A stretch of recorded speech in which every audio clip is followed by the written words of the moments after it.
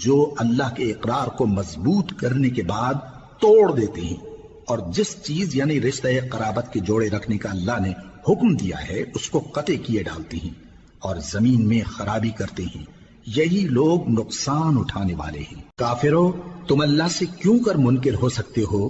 جس حال میں کہ تم بے جان تھے تو اس نے تم کو جان بخشی، پھر وہی تم کو مارتا ہے، پھر وہی تم کو زندہ کرے گا، پھر تم اسی کی طرف لوٹائے جاؤ گے۔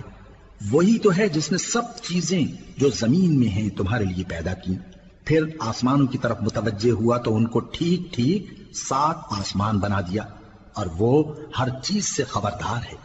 اور وہ وقت یاد کرنے کے قابل ہے جب تمہارے پروردگار نے فرشتوں سے فرمایا کہ میں زمین میں اپنا نائب بنانے والا ہوں۔ انہوں نے کہا، کیا تو اس میں ایسے شخص کو نائب بنانا چاہتا ہے جو خرابیاں کرے اور کچھ تو خون کرتا پھرے؟ اور ہم تیری تعریف کے ساتھ تسبیح و تقدیس کرتے رہتے ہیں۔ فرمایا، میں وہ باتیں جانتا ہوں جو تم نہیں جانتے۔ اور اس نے آدم کو سب چیزوں کے نام سکھائے، پھر ان کو فرشتوں کے سامنے کیا اور فرمایا کہ اگر سچے ہو تو مجھے ان کے نام بتاؤ۔ انہوں نے کہا، تو پاک ہے، جتنا علم تو نے ہمیں بخشا ہے اس کے سوا ہمیں کچھ معلوم نہیں، بے شک تو دانا ہے، حکمت والا ہے۔ تب اللہ نے آدم کو حکم دیا کہ آدم، تم ان کو ان چیزوں کے نام بتاؤ۔ سو جب انہوں نے ان کو ان کے نام بتائے تو فرشتوں سے فرمایا، کیا میں نے تم سے نہیں کہا تھا کہ میں آسمانوں اور زمین کی سب پوشیدہ باتیں جانتا ہوں، اور جو تم ظاہر کرتے ہو اور جو پوشیدہ کرتے ہو سب مجھ کو معلوم ہے۔ اور جب ہم نے فرشتوں کو حکم دیا کہ آدم کے آگے سجدہ کرو تو وہ سب سجدے میں گر پڑے مگر شیطان نے انکار کیا اور غرور میں آ کر کافر بن گیا۔ اور ہم نے کہا کہ اے آدم، تم اور تمہاری بیوی بہشت میں رہو اور جہاں سے چاہو بے روک ٹوک کھاؤ پیو، لیکن اس درخت کے پاس نہ جانا، نہیں تو ظالموں میں ہو جاؤ گے۔ پھر شیطان نے دونوں کو اس درخت کے بارے میں پھسلا دیا اور جس عیش و نشاط میں تھے اس سے ان کو نکلوا دیا۔ تب ہم نے حکم دیا کہ بہشت بری سے چلے جاؤ، تم ایک دوسرے کے دشمن ہو، اور تمہارے لیے زمین میں ایک وقت تک ٹھکانہ اور معاش مقرر کر دیا گیا ہے۔ پھر آدم نے اپنے پروردگار سے کچھ کلمات سیکھے اور معافی مانگی تو اس نے ان کا قصور معاف کر دیا۔ بے شک وہ معاف کرنے والا ہے، بڑا مہربان ہے۔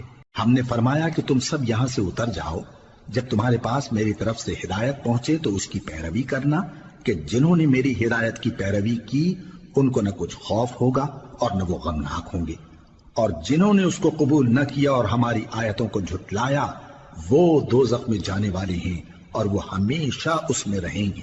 اے آل یعقوب، میرے وہ احسان یاد کرو جو میں نے تم پر کیے تھے، اور اس اقرار کو پورا کرو جو تم نے مجھ سے کیا تھا۔ میں اس اقرار کو پورا کروں گا جو میں نے تم سے کیا تھا، اور مجھی سے ڈرتے رہو۔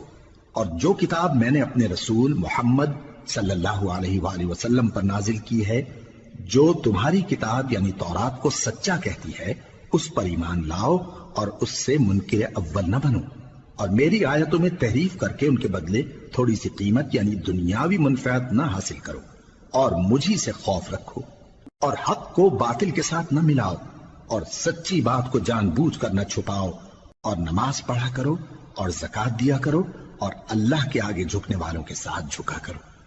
یہ کیا عقل کی بات ہے کہ تم لوگوں کو نیکی کرنے کو کہتے ہو اور اپنے تئیں فراموش کیے دیتے ہو، حالانکہ تم اللہ کی کتاب بھی پڑھتے ہو؟ کیا تم سمجھتے نہیں؟ اور رنج و تکلیف میں صبر اور نماز سے مدد لیا کرو، اور بے شک نماز گراں ہے مگر ان لوگوں پر گراں نہیں جو عجز کرنے والے ہیں، جو یقین کیے ہوئے ہیں کہ وہ اپنے پروردگار سے ملنے والے ہیں اور اس کی طرف لوٹ کر جانے والے ہیں۔ اے یعقوب کی اولاد، میرے وہ احسان یاد کرو جو میں نے تم پر کیے تھے، اور یہ کہ میں نے تم کو جہان کے لوگوں پر فضیلت بخشی تھی۔ اور اس دن سے ڈرو جب کوئی کسی کے کچھ بھی کام نہ آئے، اور نہ کسی کی سفارش منظور کی جائے، اور نہ کسی سے کسی طرح کا بدلہ قبول کیا جائے، اور نہ لوگ کسی اور طرح مدد حاصل کر سکیں۔ اور ہمارے ان احسانات کو یاد کرو جب ہم نے تم کو قوم فرعون سے نجات بخشی۔ وہ لوگ تم کو بڑا دکھ دیتے تھے، تمہارے بیٹوں کو تو قتل کر ڈالتے تھے اور بیٹیوں کو زندہ رہنے دیتے تھے، اور اس میں تمہارے پروردگار کی طرف سے بڑی سخت آزمائش تھی۔ اور جب ہم نے تمہارے لیے